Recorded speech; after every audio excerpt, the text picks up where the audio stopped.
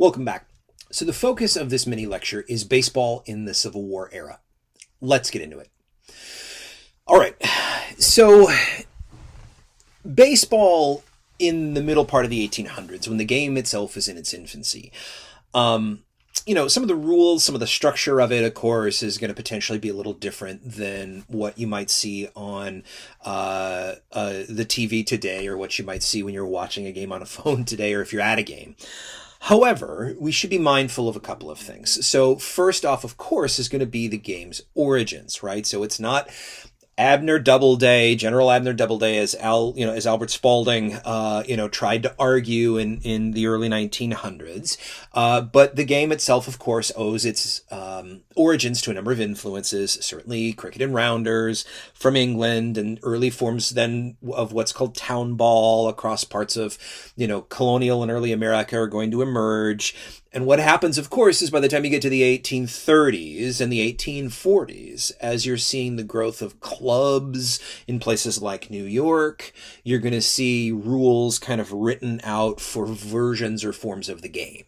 And, figures like Alexander Cartwright and others are going to be really influential in this.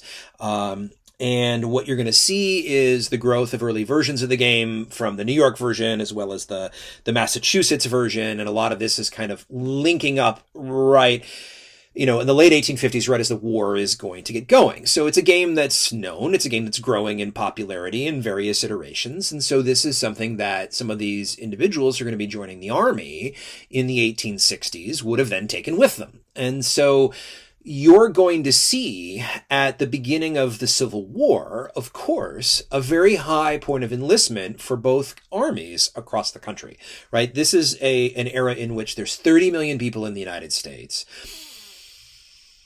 By the time you get to the end of 1864, it's something like 1 million men are in the army in the U.S. And of course, there's hundreds of thousands that are in the army in the Confederacy as well.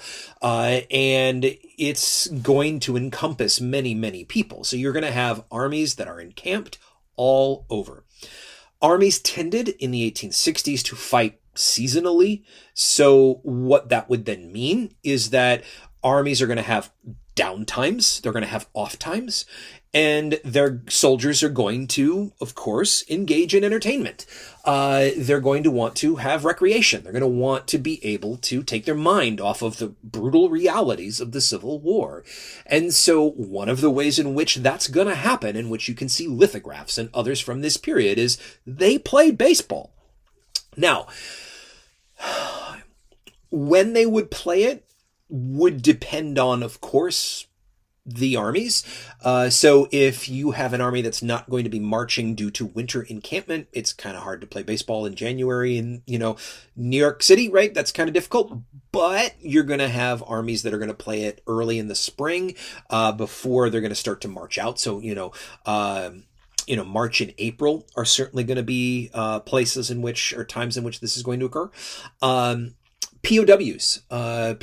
So you have prisoners of war camps that are going to be started in certain parts of the country during the war. And so we have records of folks who were in some of these camps, at least at the beginning of the war, playing baseball. Now, as the war went on, as more individuals were put into these camps and exchanges declined, or, were sort of banned or stopped, what you're going to end up seeing, of course, is the games are going to decrease because of the horrific conditions for some of these POWs that they're enduring. So places like Camp Douglas in Chicago, places like, of course, far worse is in Andersonville, but they're quite brutal.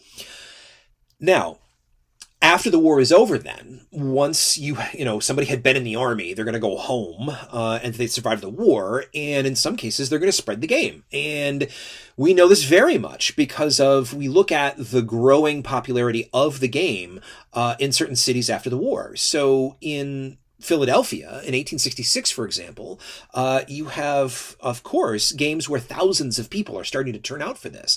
And you have to imagine post-Civil War, right? This provides a great sort of entertainment outlet for people. And the game is going to grow in popularity. All right.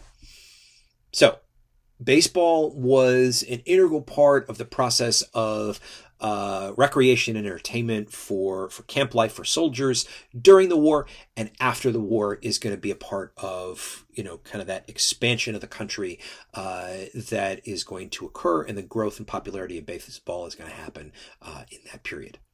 Thanks so very much.